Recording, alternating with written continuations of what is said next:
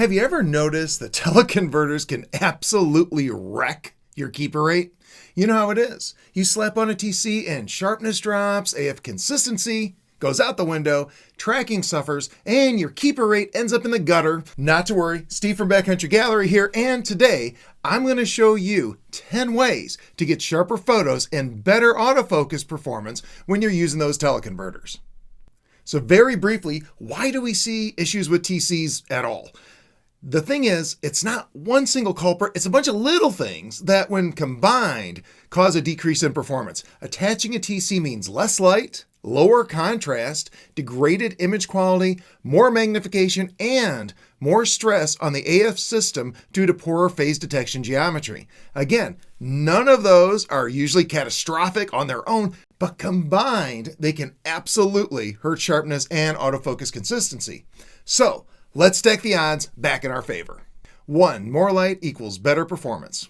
Generally, the more light you feed your AF system, the better it performs. A 1.4 TC eats a stop of light and a 2X eats 2 stops. That doesn't just affect exposure, it affects how much light is getting to your AF system. In practical field terms, this means that your AF system will tend to play better with TCs when you have brighter conditions. Now, on the other hand, lower light means a weaker signal reaching the AF system, making focus lock slower and less decisive. In fact, AF inconsistency is one of the biggest reasons I'll often skip the TC entirely when the light is really dim and I'll just crop instead. Now, everyone knows I break out in hives when I grab the crop tool, but a sharp cropped image will always beat a blurry full frame TC shot. 2. Favor the 1.4 TC over the 2X.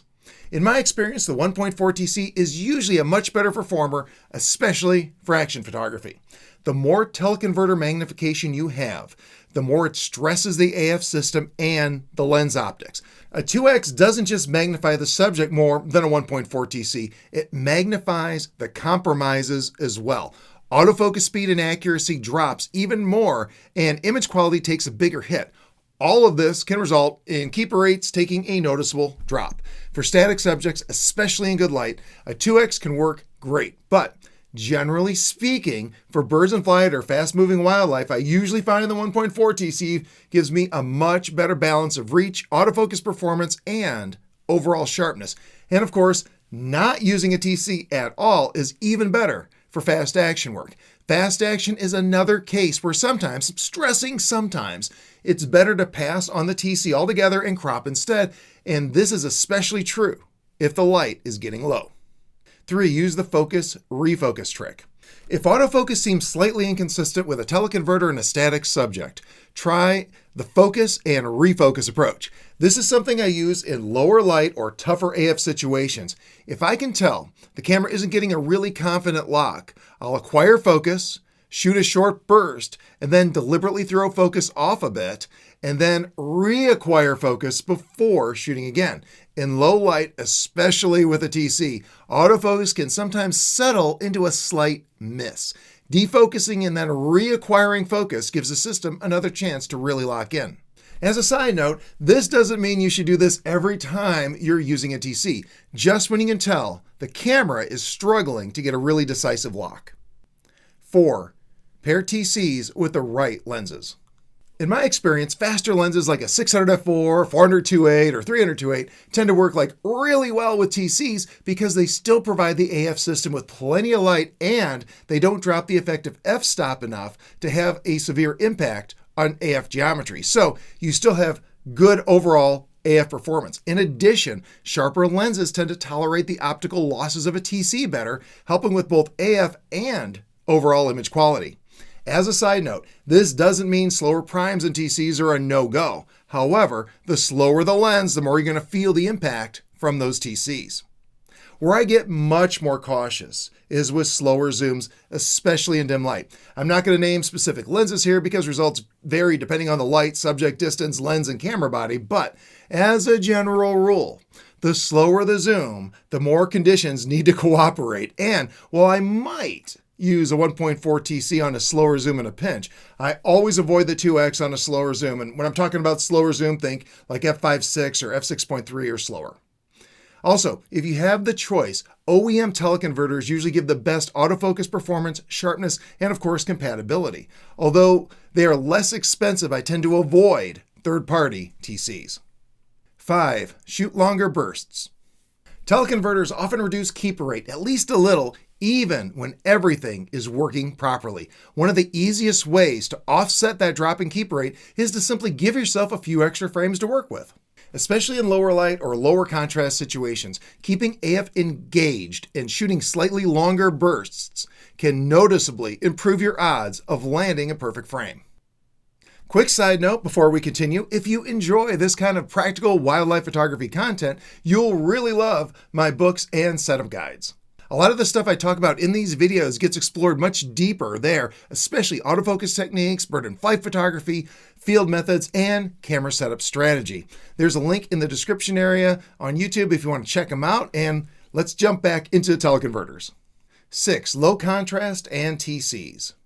A white bird against a white sky, an animal in fog, or anything lacking strong edge detail can become much more challenging once you add a TC.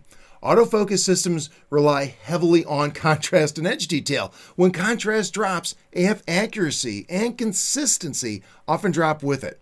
If you find your AF system is struggling with the TC attached, you might want to try the shot without the TC and see if it does any better. If nothing else, certainly try the focus and refocus technique if the camera is struggling with that TC in the low contrast situation. 7. Use a faster shutter speed.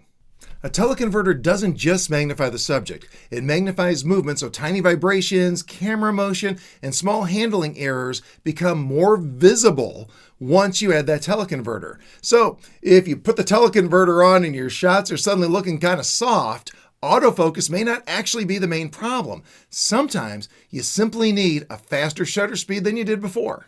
And yes, that even applies if you're using a monopod.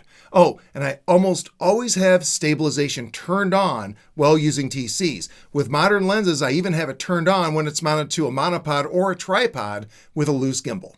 8. Stop down slightly for better sharpness. If you have the light to spare, try stopping down slightly. Sometimes going down just a third or 2/3 of a stop can noticeably improve contrast and sharpness with a teleconverter setup. As a bonus, that extra tiny bit of depth of field can also help cover small focus errors, which are more noticeable with TCs. 9. Try a slightly larger AF area. In tougher TC situations like low contrast or low light, a very small AF area may not always land on strong detail, causing the AF system to struggle to get a lock. Bumping up to the next larger AF size can sometimes give the autofocus system more usable information, increasing the chances that it finds a good edge or detail to lock onto. I'm not suggesting jumping to the largest AF areas, just giving the system a little more to work with when the conditions are challenging. 10. Distance matters more than you think. This is huge. A lot of photographers use teleconverters to try to rescue subjects that are simply too far away. Then they wonder why the images never look sharp. The farther away the subject is, the more likely you are to run into atmospheric distortion, reduced contrast, and overall softness. Heat haze absolutely destroys sharpness, and teleconverters magnify that problem too. In my experience, the best use of a teleconverter isn't to save a subject that's way out of range. It's to help finish filling the frame with a subject that's already reasonably close. Ideally, when I use a teleconverter, I want to already be pretty close to the composition I'm after. If cropping is required, ideally, I like to keep it to a minimum. Of course, none of this means that teleconverters are bad. I use them all the time, but understanding their limitations and knowing how to stack the deck in your favor can dramatically improve both sharpness and autofocus consistency. If you enjoyed this video and learned something, make sure you like and subscribe, and be sure to share it with your friends. As always, thank you so much for watching, and have a great day.